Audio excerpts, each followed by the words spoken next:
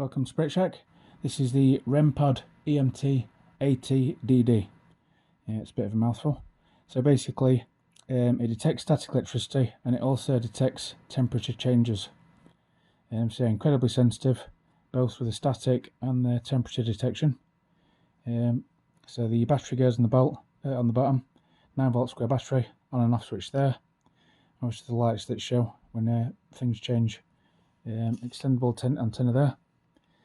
Also for portability, this does unscrew. You won't want to chuck this in a bag or anything. With that aerial still on there, there's a chance that it might snap off. So yeah, just unscrew it if you were putting it in storage or whatever. Just give you a very brief test. Just turn it on. So yeah, this is as good as it gets in terms of build quality. This is a high-end static sensor. Right, so turn it on there. So it also has the sound as well.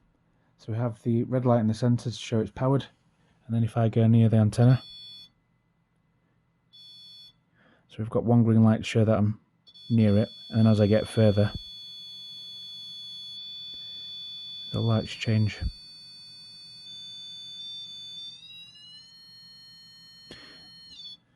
So there you go.